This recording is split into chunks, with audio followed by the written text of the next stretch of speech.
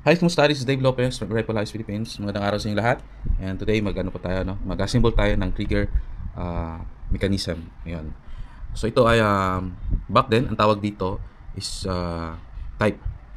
P-type. Huwag ko lang sabihin, baka ma-demonetize tayo. P-type na mga unit. Makita ninyo kung gaano ka mabusisi ang paggagawa nito. Ayan. Ayan. Kung ito ay aluminum, mas magaan siya. Ito ay gawa sa stainless steel. Tapos maganda dito, siguro kung ako bubutasan ko kasi ito yung sa spring. Dito banda siguro magbubutas ako dito para maging magaan. Yan. Kasi basta magaan siya. Ayan. So magsimula na tayo. So ang first is magsimula ako sa taas. Saan ba ako magsisimula? Sana matukoy ko kung saan. Ito. Ito siya. Yan, ito yung para sa may spring. Lalagay natin dito. Meron siyang spring. I think spring ng ball pen. Yan. Lalagay natin yan. Okay. Tapos, ito yung sa trigger. Yan. Papasok natin dito.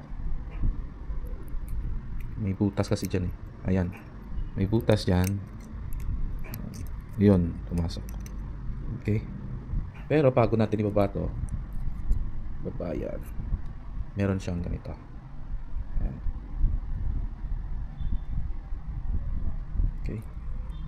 Unlike sa mga gawa ngayon, mas madali na lang ito. Kailangan dito, Okay. Oo. Yun. Ayan. And then, hanapin natin yung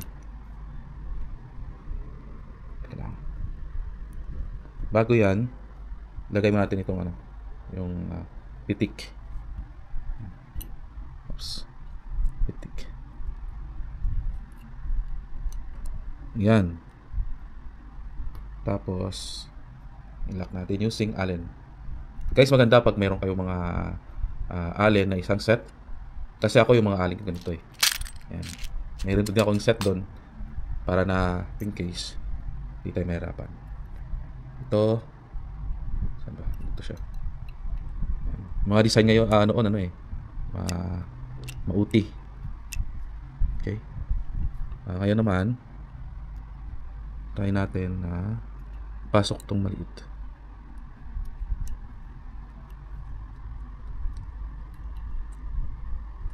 Maliit.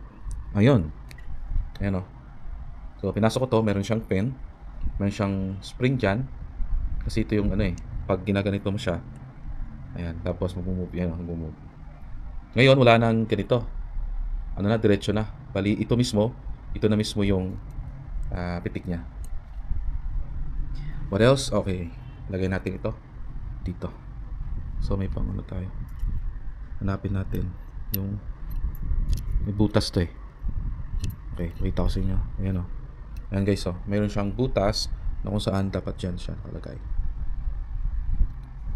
Okay. Tapos, pasok natin to. Ayun. So, pag may masking tape kayo, lagyan nyo ng masking tape para hindi malaglag. Kasi ngayon, yung ginagawa na meron ng parang lock or Allen. Ito wala eh. Okay? So, ayan na siya. Ayan, sa wakas, nalagay din natin. Tinong medyo tagalan tayo dito. Okay. So, kung kasi mangyari, pagkaganin natin, move yun, Ayan. Move from left to right. Ibig sabihin, ayan. Ito siya. Papasok natin dyan sa butas. Ayan. Tapos, lalagyan natin ng pin. Ito. Pin. Madali lang to. Ayan. Okay. And, okay, bago natin ikakabit to, yung seat screw, lagay ko to dito. Ito naman yung kamagong wood. Alam nyo ba, back then, yung isang set na to is 3,500. Kung di ako nagkakamali. Kasi yung breakdown, kung magkano yung presyo. Yan. Tapos ilalak natin. Ang reason, bakit ko nilagay to muna, yung kanyang kamagong wood. Ano yung reason? Kasi pag walang ganito, may possibility na mahuhulog yung mga ano, yung mga pindon. Kaya maganda na lagyan ito para na hindi mahulog. Ito mahuhulog to. Kasi hindi siya naka-set screw. Para lagay din natin to. Ayan. So maganda pag may mga allen kayo. Pag may pera po, bili po kayo ng mga original na mga allen ganito. Ang purpose, hindi siya madaling malus pag naglalakay ka minsan. Pag hindi original, hindi magandang klase to, pag ginagano nyo, sisira. Pag mga normal na mita lang, maganda pag magandang klase. Yan. So ikabit na natin. Ayan. Ayun. Makita ninyo. Ayan o. Diba? Pag yan ka ganun siya. Swing down natin o. Ayan o. Ayan. So maglalak yan.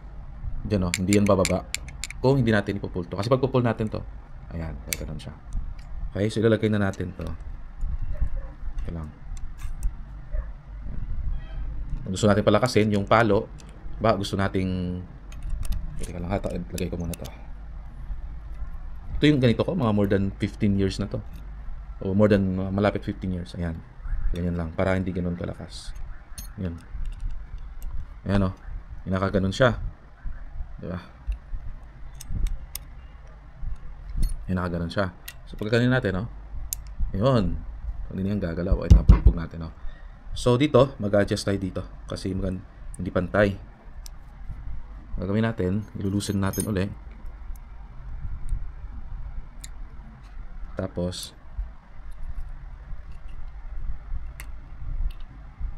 ano natin na nasakto siya, no? Baga ganun. Yan. Hindi yung ano.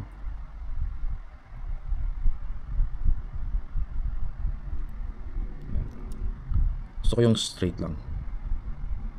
Yan. Ba, straight. Gilid ah.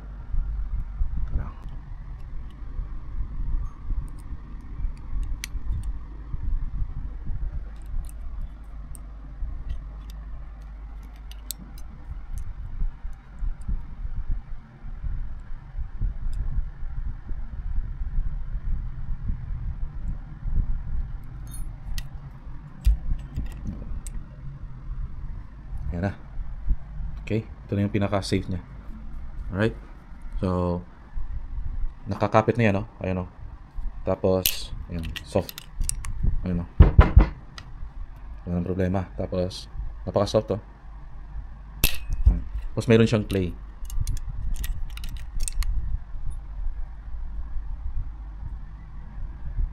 Ayan. Kabila. So, kung gusto natin na medyo soft, i-adjust na natin dito.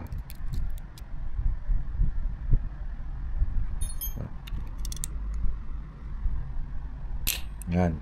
Gusto natin lakasan or hinaan yung palo ng trigger dito lang. Yan. Gusto lakasan, siyempre i-pull natin.